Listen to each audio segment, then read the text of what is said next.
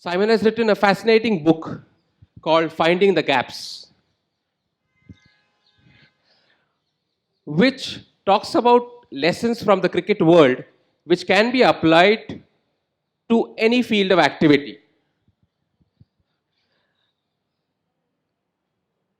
He's kept it easy. The style is very conversational, Simon, and very engaging. And there are very interesting anecdotes in the books. I'd like to start by asking Simon, how did you take to writing, and why did you feel the need to write a book that would connect cricket to other fields of activity? You know? Good morning. कैसे हो? ठीक है? बढ़िया? अच्छा. I think the rest of the conversation we'll have in Hindi. I think. थोड़ा थोड़ा दोबारा में पूछना.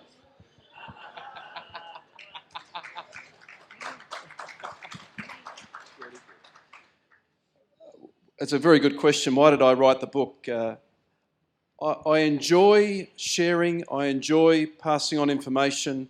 I'm passionate about education. I'm passionate about helping people unlock their potential to become better at what they do. And one of the reasons I left international umpiring was to really advance a career in training, coaching, mentoring, that side of things. And the book was a natural extension of that, where once I'd finished full-time employment with Cricket Australia, I thought, what am I going to do now? And I thought of starting up my own business around professional development and coaching and training. And penning a lot of those thoughts and main messages and the key learnings was a natural part of that. And I think the great things about books is that you actually are able to have a conversation with the author. And just like today, where we can have a conversation and you have an opportunity to ask some questions, I would love to be able to share in my career at Elite Sport what worked, what didn't work, what I learnt the hard way. And in my training and development in international umpiring, I got books and I read books from people who were world class, who were top in their field. And I'm talking about a Schumacher. I'm talking about lots of AFL rugby league coaches at home. Justin Langer, I read his book called Seeing the Sunrise, and what could I learn from people who had excelled in their chosen field and what attributes they had to be able to help me to become the best I could be.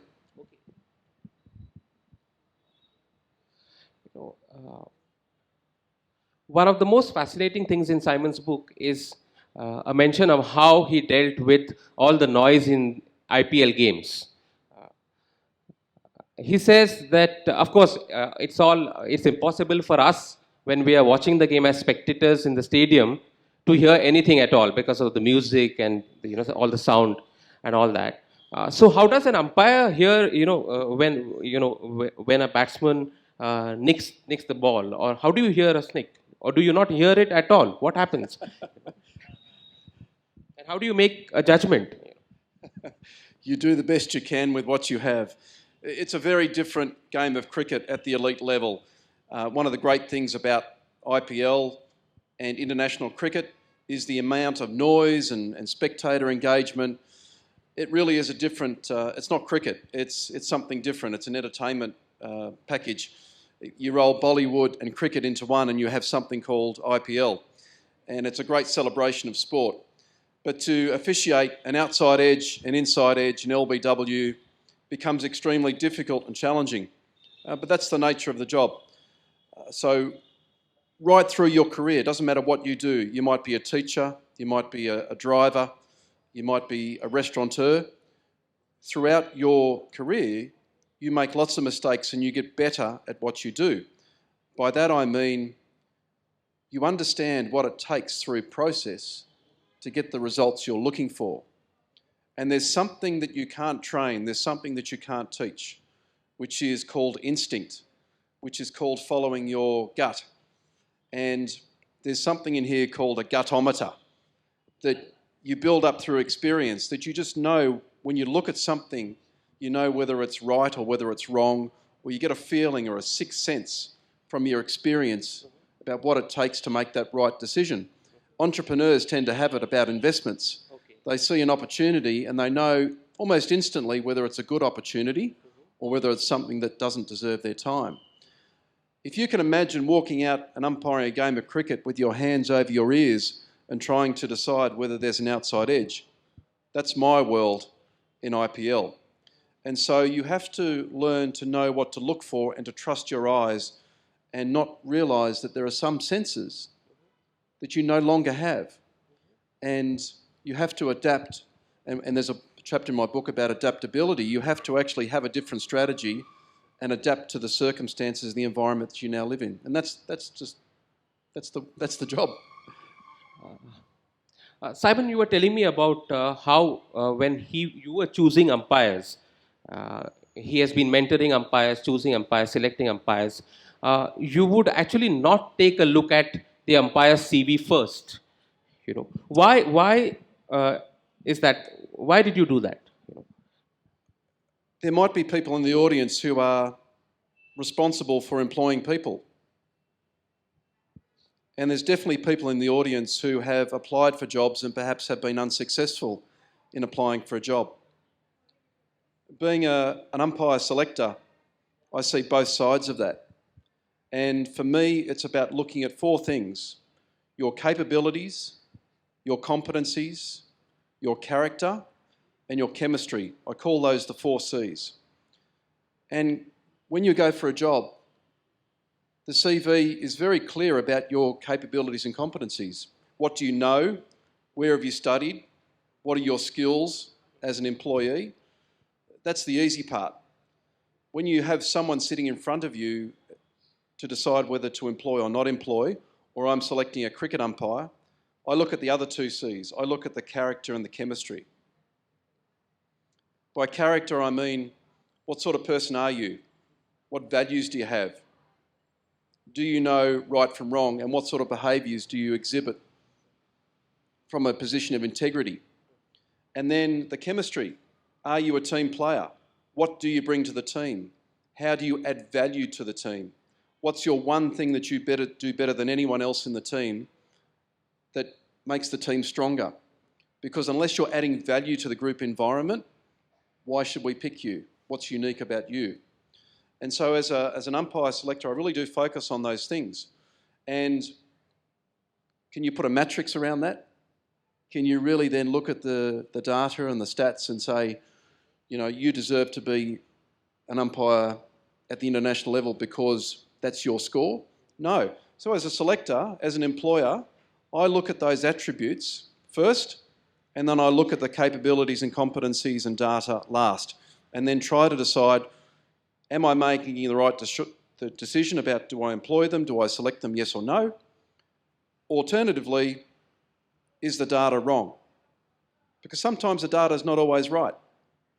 And that's the value that you bring to the table as an employer, as a selector, because people are different and the needs of your team are always different. You spoke about values in cricket, and corruption in cricket has been a major issue over the last 3 decades. It has always been an issue, but has been extremely prominent in the last 3 decades. Very recently, players from Karnataka were also found to have been allegedly involved in corruption. How do you deal with this menace? By making people accountable, by punishing them, sending them to jail? Uh, you can teach them the laws, but what about things like values? Well, I think values start at home. They start with your parents. You know the difference between right and wrong. You know what's expected of you. And the parents in the home environment create the culture of what is acceptable and what is expected. And I think that's where our values generally start. And one of the great things that you've got here in the Indian culture is that value of respect.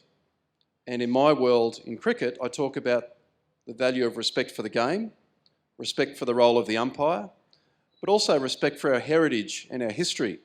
And respecting the fact that part of what you have to do as a cricketer is you have to grow the game and leave it in a better place for the future generation.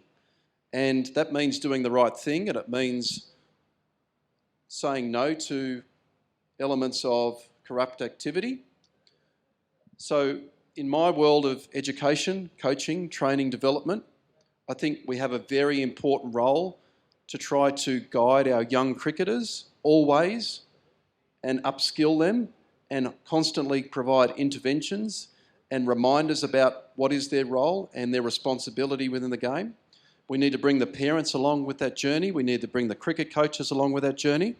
But at the end of the day, the individual is the one empowered to make that choice. Now, I don't believe that punishing people is the answer to everything. It's not. So we have the carrot and we have the stick.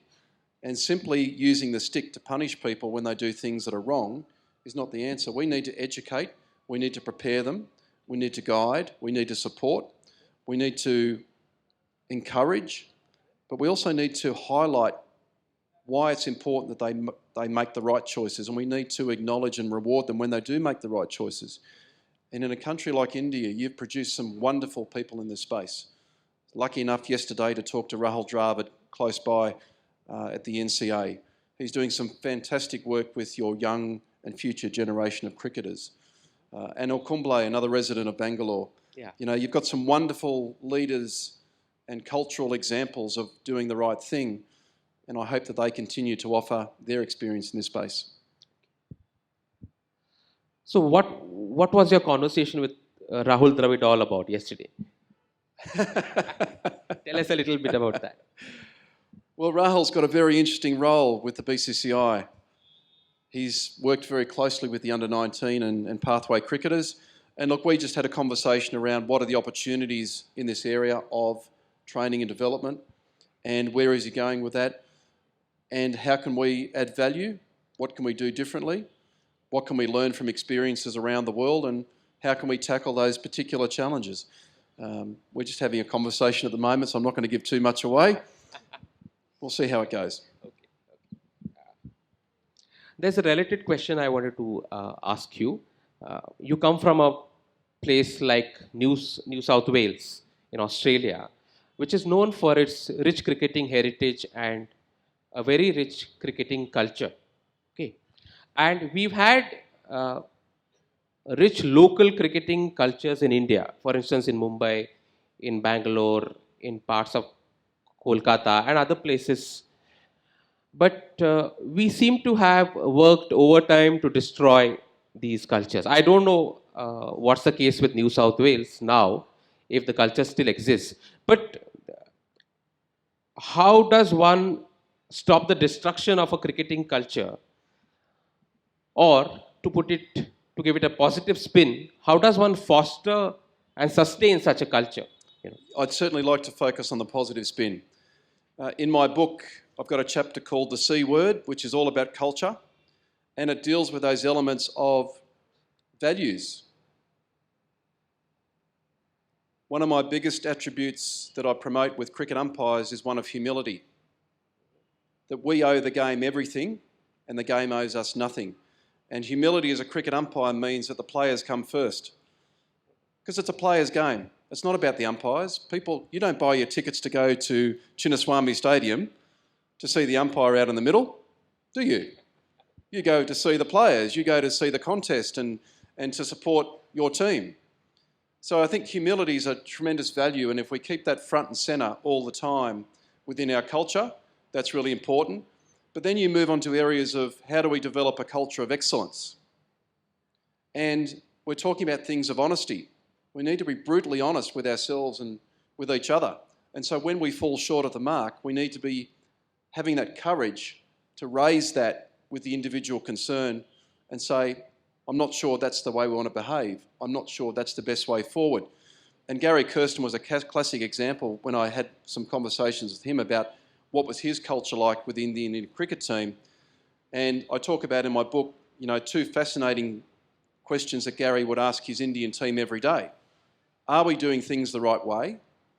And is there a better way? Because at the end of the day, your culture of excellence is just all about getting better and all about growing individually and becoming better people and serving the objective of the team and putting team success ahead of your own. When you do those things extremely well, you cannot but help have a positive influence and impact on your culture. You know, and when people do step outside of what's expected or what's accepted, that there is some sort of intervention, not by the boss, not by the captain, not by the coach, but by the teammate, and saying, hang on, I'm not sure that's what we stand for. I'm not sure that's the behaviour that we want to promote or that we're happy with. And so we should always be working towards and moving towards a self-regulating culture where people can actually manage it themselves and not wait for the boss to have to intervene. You mentioned the example of when we were speaking before this session of meetings that start late. There is again in the culture chapter I talk about something called behaviour bracket creep, and you'll notice if you read the book that all of the messages transcend cricket. They're transferable skills. They're transferable messages. So whether you're a mother, a father, a sister, a brother, a taxi driver, a chef, a cricket umpire, a sportsman, a leader, a manager, all of the lessons apply to you. If you have challenges with conflict resolution, resilience, preparation, self-discipline, managing conflict, if you have challenges with all those sorts of things, there are tips and tools in the book that would help you get better at those things. I think what's really important is that you connect with those messages through cricket and you look for ways to constantly get better. But a culture of excellence is about just that. It's looking for ways to get better all the time. Yep. And have I answered your question? Yes or no? Yeah, you have. Yeah. To get back to the cricket field, we all saw the World Cup final, the one-day international World Cup final, with a great deal of interest, a fascinating game, and many of us thought that the result was a little unfair. What result did you want? I thought India lost the semi-final.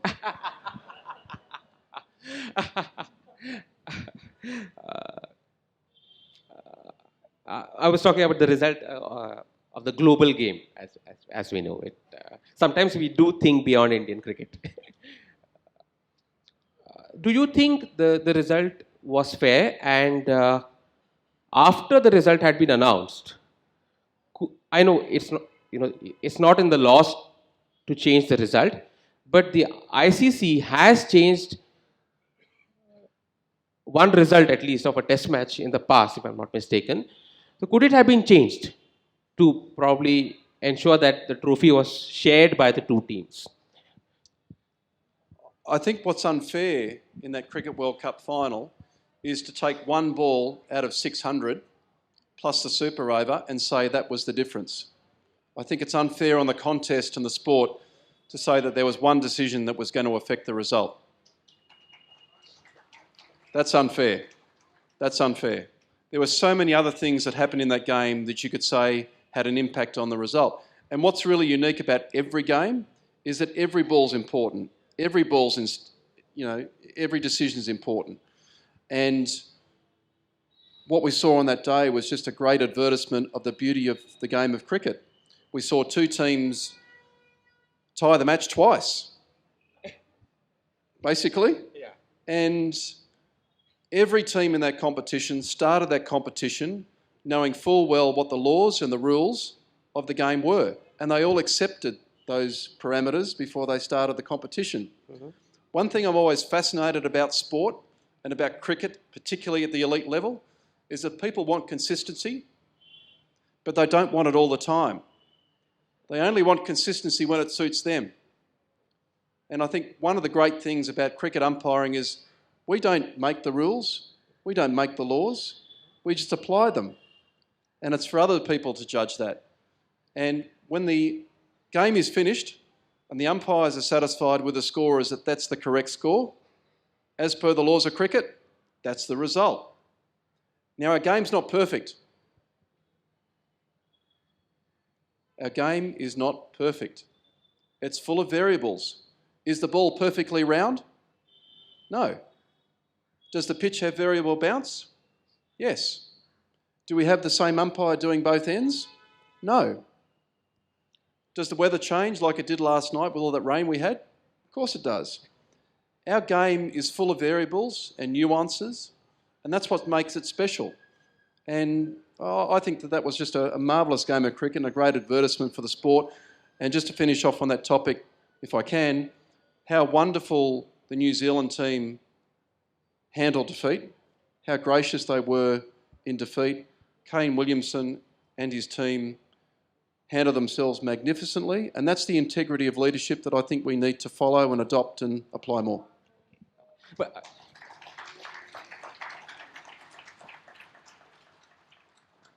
it's a very good answer, but I have an argument to make. You said the players, knew the rules and regulations when the game started, but they did not know that the result would depend on the number of boundaries they hit. Yes, they did. They're in the playing conditions. They're in the playing conditions. They're in the playing conditions. There is an appendix in the playing conditions that deals entirely with the super over, and the process after the first innings. And the Duckworth-Lewis calculation sheet is produced. Mm-hmm. That sheet, that form, the Duckworth-Lewis target sheets for ball by ball and over by over, those sheets go to the match referee. The ICC match referee has a look at that sheet. He, together with a third umpire, ensure that they're comfortable that the right numbers have been produced. And then the third umpire does something to that sheet. They then put the number of boundaries that have been hit on that sheet, and that sheet goes to both the teams with the boundary count from that innings. And then they know, when the match is finished, what the boundary counts are going to be for both sides. And they know before the super over starts what the boundary counts are. So there is no reason, there's no excuse for not knowing. Because good umpiring, like good management and good leadership, is all about trying to solve problems before they happen. And we've learnt the hard way. People in life don't like surprises. They don't like surprises. So whatever we can put up front to say, here it is, here's the target, here's the score, is a positive thing. Okay. There's a question that every cricketer who plays at any level of the game would want to ask an umpire of your standing. It is that umpires often give a batsman out, or a batter as they call these days, out LBW for playing across the line. It seems to have been one of the orthodoxies in the game. Oh, you played across the line, so I gave you out. I mean, it's not openly stated, of course. But so what's wrong? The idea is leg before wicket, not playing across the line. Do you think this has been an orthodoxy in the game, and do you think it's changing? And now there's no reason for this orthodoxy to stay because of T20 and 100 ball games where you have to play across the line all the time. One of the chapters in my book is called Conflict Resolution, or Managing Conflict. And when I talk to corporates, business people, mums and dads, other umpires, I try to give them a tip about how to resolve conflict and how to sort of come up with the right answer. One of those tips is to ask yourself the question, what does the game expect? What does the game expect me to do here? And sometimes the business moves, and even in today's world with cricket, the expectations in the game are moving. 20 years ago, 30 years ago, the expectation was, with an LBW, if you played forward, you would not be given out. Yeah. That was the expectation of the game, right? Yeah. With the advent of ball tracking and ball predictability, that expectation has shifted. Yeah. Because if it shows the impact in line playing a shot and you're a long way forward and it shows the path going on to hit the stumps, what's the expectation? You're going to give them out. Yeah.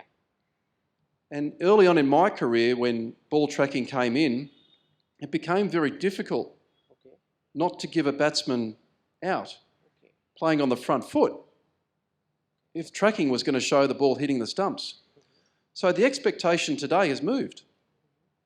The game expects you that if the ball is going to hit the stumps, that you give the batsman out. And that's the best way I can answer that question, is it's not about the shot. Okay. It's about applying the law and about delivering what the game expects.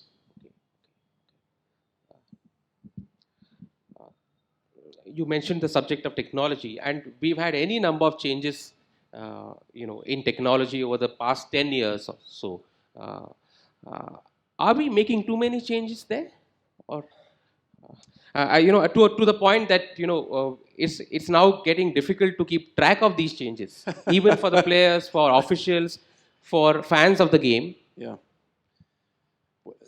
Cricket's an amazing game. It's a very simple game.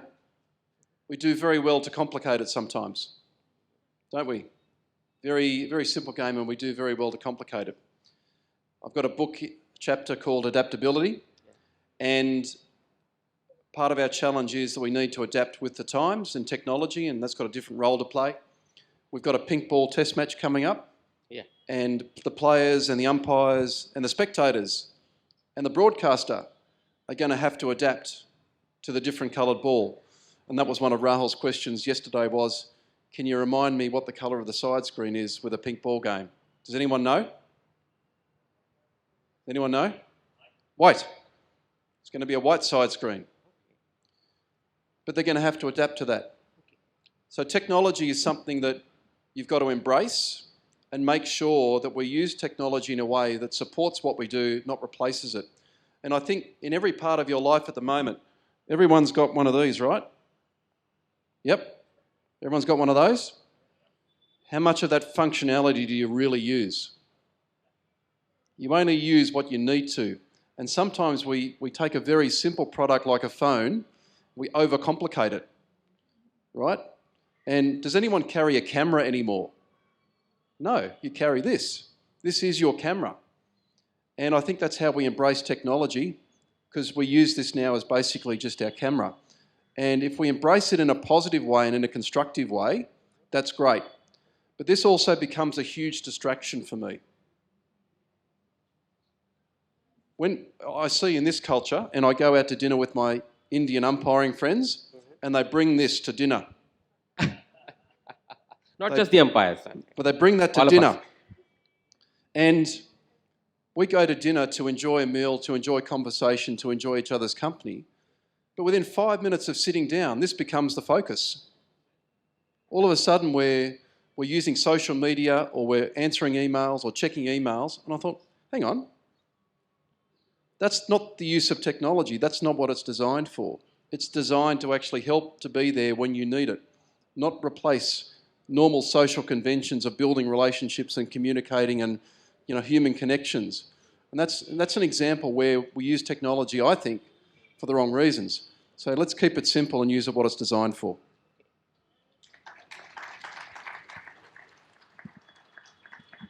Speaking of the pink ball, which everyone's discussing now with the upcoming test match in Kolkata, on television we might be able to see it because cameras are going to follow it. But how are people in the stands going to see the ball after some time?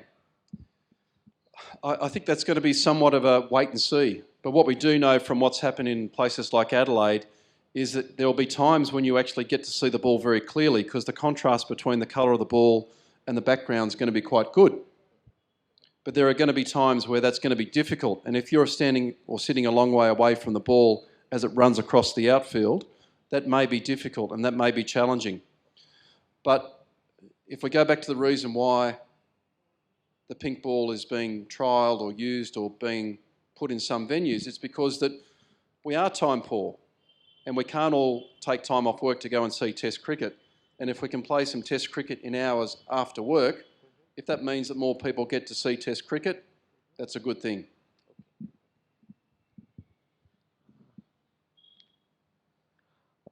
So you think day and night tests will work? I think it will and work. help the format to survive? I think it will work in some cities, in some climates, in some situations. There is going to be probably some challenges in Calcutta around the dew, and maybe even around the pitch, because one of the things that the curator's got to do that we already know is they've got to leave more grass on the pitch. Because if the pitch is very abrasive, the ball's going to lose its colour a lot quicker. And it's very difficult to dye leather pink. You can dye leather red, but you can't dye leather white or pink or other shades. And so the curator's going to have to leave more grass on the pitch, which is going to be fascinating for Test cricket in itself. Yeah. And then, of course, we've got a different time around dew and around the breaks and backing up day after day, finishing at 8 o'clock, 8:30 at night, what that looks like. So it's not going to be a day-night test match really. It's going to be an afternoon and evening test match, is it? Well, it's probably going to be half and half in this part of the world. And I think back to your question, I don't think it's the be-all and end-all about solving the challenges for Test cricket. Yeah. I think we need to promote Test cricket more. We need to promote our Test players more. We need to make it more attractive to people to play Test cricket because it's the ultimate form of the game. In my career, I was lucky enough to umpire Australia twice before the system changed of neutrality. And if I could get through 25 overs of Shane Warne bowling from my end on day 5, or in Sri Lanka, Matthias Muralitharan bowling 25 overs in Colombo and not make a mistake, you feel 10 feet tall. You feel as though that is the true test. It's the same for the batsmen. If they can get through those difficult periods, and you look at, I've mentioned Rahul Dravid's name already today,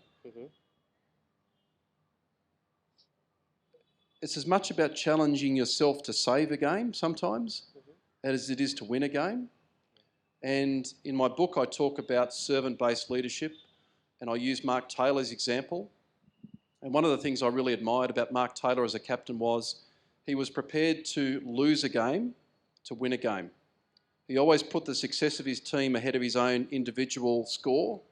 And I've used an example of that in the book of Don Bradman's 334 as well. I think that's what makes Test cricket fascinating. It's a test mentally, physically, emotionally, and I think that's why it's the ultimate. You know, Simon talks about officiating on the 5th day of a test match in his book, and he mentioned it now. You know, when you're umpiring when Shane Warne is bowling. We are living in an age of attention deficit disorder where we all feel that we suffer from a serious deficit. Okay, mainly thanks to the instrument that you mentioned. Sorry. So how do you approach, say, a 5th day when you know that you are a little exhausted? We all know that we are also a little exhausted.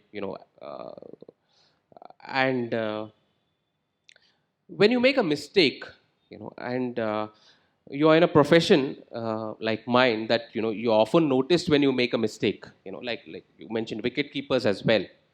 Or people in the travel and tourism industry, or people working in hotels.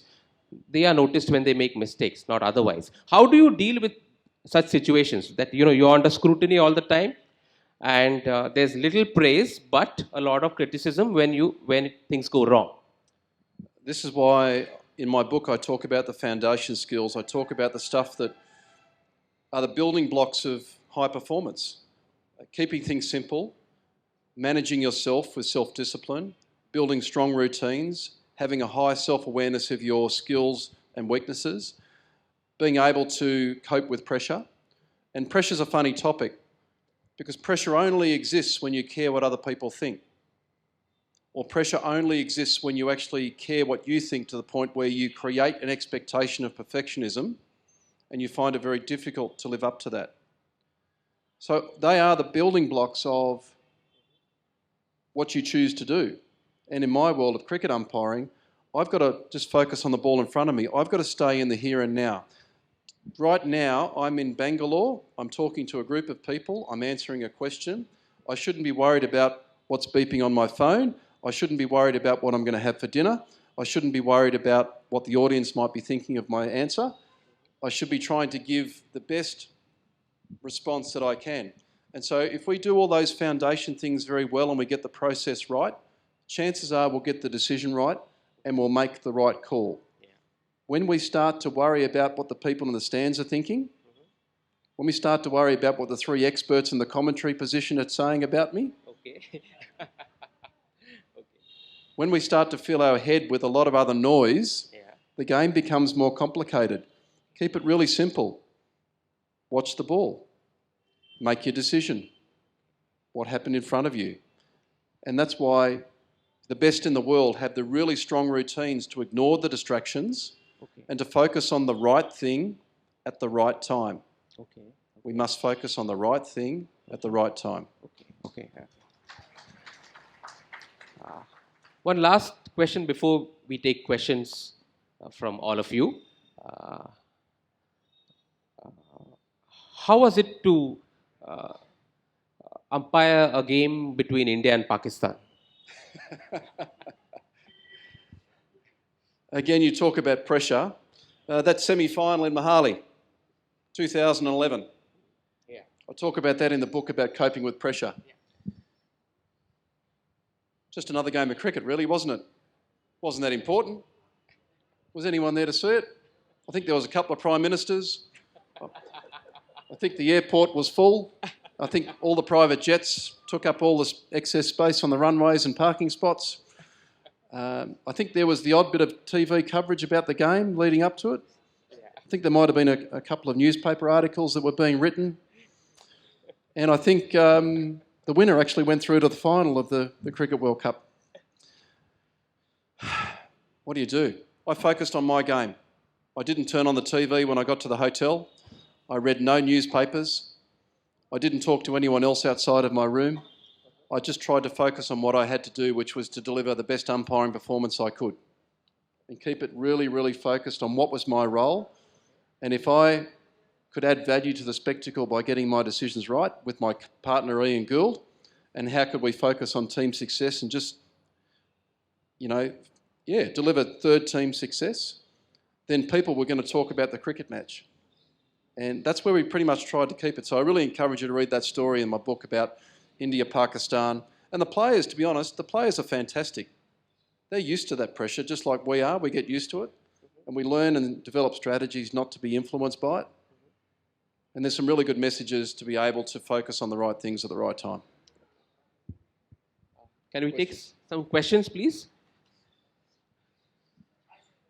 Yeah. Hi Simon, welcome to Bangalore Litfest. Dhanyawad. Quick one. What do you think about the Ashes this year? Who would be your winner? And the second question is, what was your favorite format? IPL, like T20, Test match, one day? One of the great things about being an umpire is we don't care who wins. And if anything, coming from a country like Australia, I particularly am quite happy when Australia loses, because in an ICC event when Australia loses, it gives me an opportunity to go further umpiring in the tournament. Yeah. So I'm very happy when Ricky Ponting, Michael Clarke, etc. lose a cricket match. So I'm very comfortable with all that. And so we don't care who wins. Yeah, sir. Yeah. We have a volunteer with mics being passed around. Please. Okay, ma'am. Please go. Hello. I launched Star Cricket in India, and I missed the equaling ball of Kapil Dev with Lara because I was running between cables and cameras and all the rest of it. So I thought to myself, well, this is wonderful. Star Cricket has come and the coverage of cricket has improved, etc., etc. But over the years, I found that it had changed from being a gentleman's game to something that was, being corporate managed. And now people are, sort of auctioning themselves out as what, it seems to me like on a auction market, I wish the umpires were auctioned. Would you say that it has changed from being a gentleman's game? I mean, I withdrew from cricket. Yeah. I think there's always space in the game for being a human being and being a person of good character and showing those qualities.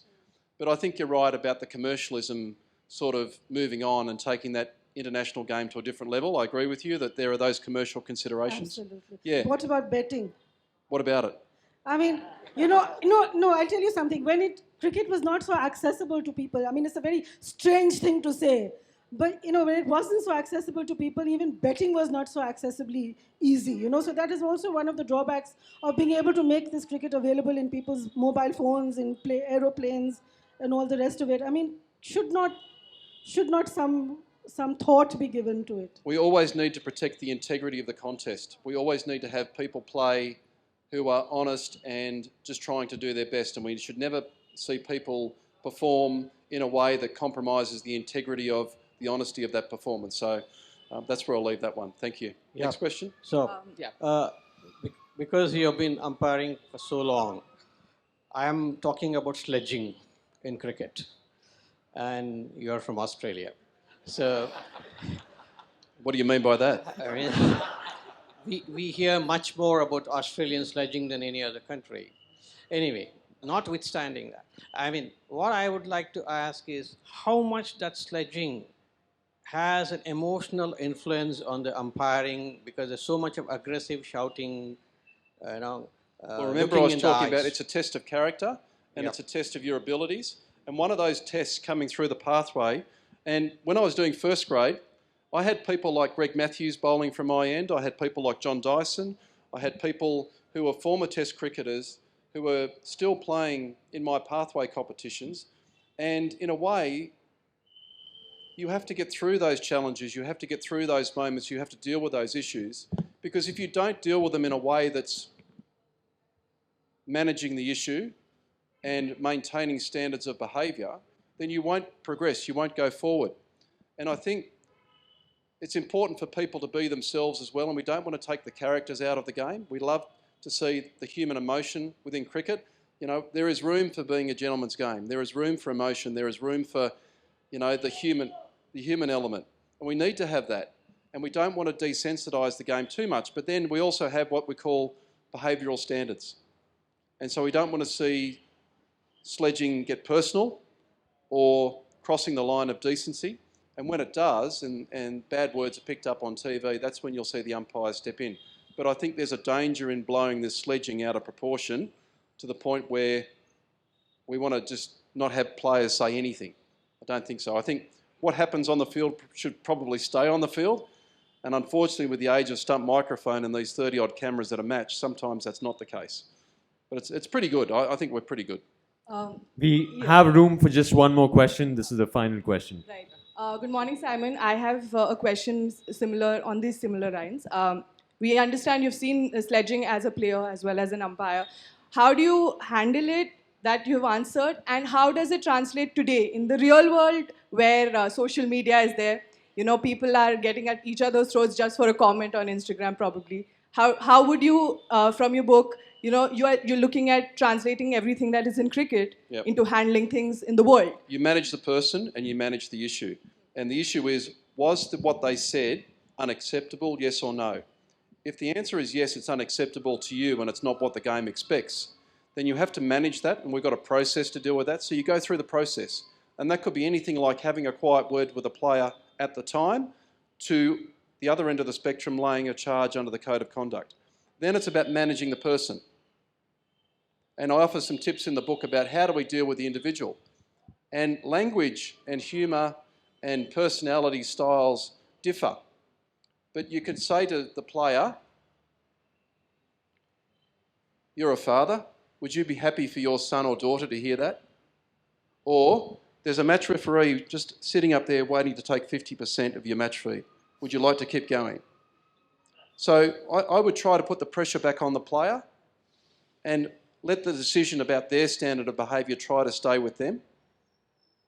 And as a mother, a girlfriend, a boss, whatever, how do you put the pressure back on the other person and get them to identify what they're doing and get them to really think about, is my behaviour acceptable, yes or no, rather than you have to be the behaviour police. Does that make sense? There you go.